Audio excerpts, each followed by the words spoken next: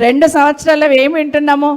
నోరిప్పితే కేసీఆర్ గారు జపం చేయకుండా ఈ కాంగ్రెస్ పార్టీలో బతకలేరని అర్థమైపోయింది. ఎవరు మాట్లాడినా కేసీఆర్ కేసీఆర్ కేసీఆర్ కేసీఆర్, ఇంకొక మాట మాట్లాడారు అంటే కేసీఆర్ గారి జపంతోనే మొదలు పెడతారు. మనకందరికి తెలుసు, హిందువులందరం కూడా పూజ చేస్తే ఏం చేస్తాం? పూజ చేస్తే ఏం పూజ చేస్తాం? ఫస్ట్ చెప్పండి అమ్మా, మీరు చెప్పాలి. వినాయకుడు పూజ చేస్తాం. అట్లాగే రేవంత్ రెడ్డి గారు మైక్ పట్టుకోగానే ఏం చేస్తాడంటే కేసీఆర్ గారు జపం చేసి పెయింటింగ్ మొదలు పెడతాడు. రేవంత్ రెడ్డి గారే కాదు, మంత్రులందరూ కూడా మైక్ పట్టుకుంటే కేసీఆర్ గారు అంటారు. సో ఖచ్చితంగా కేసీఆర్ గారు మాత్రమే రాష్ట్రానికి మనకు శ్రీరామ రక్షణ తెలియజేసుకుంటూ ఒక మాట రేవంత్ రెడ్డి గారు రాగానే ఒక మాట చెప్పారు, కేసీఆర్ గారు నిశానా చెడిపేస్తానని. సాధ్యమా? తెలంగాణ రాష్ట్రం అని పలుకుతున్నప్పుడే కేసీఆర్ గారు అనిపిస్తుంటాడా? సూర్యచంద్రులు ఉన్నంతకాలం కేసీఆర్ నిశానా జడపడం ఎవరి వల్ల కాదు. ఆ తెలంగాణ రాష్ట్రం అట్లాగే ఉంటుంది. ఆ రాష్ట్రం తెలంగాణ పదం పలికినప్పుడల్లా కేసీఆర్ గారు ఈరోజు ఆ ఉద్యమ నాయకుడిని గుర్తుపెట్టుకుంటారు కూడా. ఆ సూర్యచంద్రుడు ఉన్నంతకాలం ఆ ఉద్యమ నాయకుడు కేసీఆర్ గారు. ఆయన ఉద్యమం చేయడం వల్ల తెలంగాణ రాష్ట్రం వచ్చింది.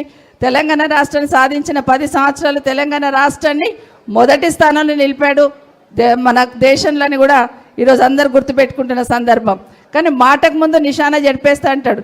చాలా ప్రయత్నం చేస్తున్నాడు. కేసీఆర్ గారు ఇచ్చిన కేసీఆర్ కిట్టు తీసేసిండు, ఎందుకంటే నిశానా జడిపేస్తున్నాడు కదా. అదే కాకుండా ఈరోజు న్యూట్రిషన్ కిట్ ఇచ్చేవాళ్ళు మహిళలకి, దాన్ని తీసేశాడు. బడిలో పోతున్న స్కూల్లో పిల్లలకి, గవర్నమెంట్ స్కూల్లో ఉన్న పిల్లలకి రాగి జావా ఇచ్చేవాళ్ళం, దాన్ని తీసేస్తున్నాడు. కుల వృత్తుల పెద్దపీట వేస్తూ గొర్రెలు పథకాన్ని తీసుకొచ్చారు, దాన్ని తీసేస్తున్నాడు. ఇట్లా చెప్తూ పోతే చాలా కార్యక్రమాలు. బతుకమ్మ చీర తీసేసిండు, ఇఫ్తార్ విందులు క్లోజ్ చేసేసిండు. అదే కాకుండా మన క్రిస్టియన్ సోదరులకి మనము రంజాన్ గిఫ్ట్స్ ఇచ్చేవాళ్ళం, ముస్లిం సోదరులకి అట్లే క్రిస్టియన్ వాళ్ళకి క్రిస్టియన్ గిఫ్ట్స్ కూడా ఇచ్చేవాళ్ళం వాళ్ళకు కూడా. అవన్నీ కూడా తీసేశాడు. రంజాన్ తోఫా పోయింది, ఇఫ్తార్ విందులు పోయినాయి, క్రిస్మస్ గిఫ్ట్స్ పోయినాయి, బతుకమ్మ చీరలు పోయినాయి. అన్నీ కూడా తీసి అన్నీ బంద్ చేసి కేసీఆర్ నిశానా తెలపాలి, బంద్ చేయాలని చూస్తున్నాడు. కానీ కేసీఆర్ నిశానా చెడపకుండా ఉండగలుగుతారు? చెరుపుతారు? ఎవరు సాధ్యమవుతుంది? అది సాధ్యం కాదని తెలుసు. ఇట్లా ఒకటి అన్నీ కూడా బంద్ పెట్టి భ్రష్టు పట్టించే ప్రయత్నం చేస్తున్నాడు. కానీ దాని వెనకాల ఎంత సంక్షేమం ఉంది, ప్రజల కోసం ఎంత ఆలోచించారు కేసీఆర్ గారని ఈ ప్రభుత్వం గమనించలేదు. అన్నిటికైనా ముఖ్యంగా కేసీఆర్ గారు ఒక గొప్ప మాట చెప్పారు. ఆయన ముఖ్యమంత్రి కాగానే రాజశేఖర్ రెడ్డి గారు ముఖ్యమంత్రిగా ఉన్నప్పుడు 2 పథకాలు తీసుకొచ్చాడు. ఒకటేమో ఆరోగ్యశ్రీ, 2 ఫీజు రియంబర్స్మెంట్. ఈ 2 వల్ల కూడా ప్రజలకు మేలు జరుగుతుంది. కాబట్టి నేను కూడా ఆ 2టిని కంటిన్యూ చేస్తా అని చెప్పాడు కేసీఆర్ గారు. అంత గొప్పగా ఆ రోజు పేరు చెప్పాడు. కానీ ఈరోజు రేవంత్ రెడ్డి ఏం చేస్తుండంటే ఒకసారి కేసీఆర్ నిశానా జరుపుతున్నాడు, ఇంకోసారి ఈరోజు ఫీజు రియంబర్స్మెంట్ ఇవ్వకుండా కాలేజీలు బంద్ చేస్తామంటే కూడా చలనం లేదు. 10 లక్షల మంది పిల్లల భవిష్యత్తు అగమ్య గోచరంగా అవుతుంది.